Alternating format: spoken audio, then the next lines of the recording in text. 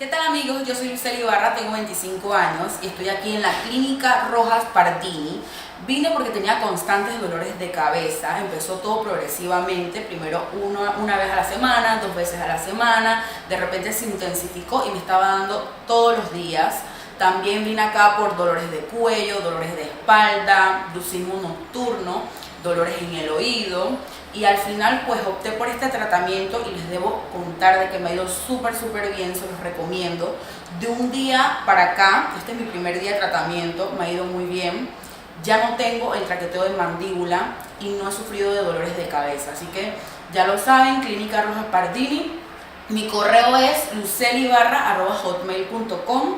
Así que cualquier consulta para que pueda contar acerca de mi testimonio, pues estoy a la orden y ya lo saben. Clínica Rojas Pardini.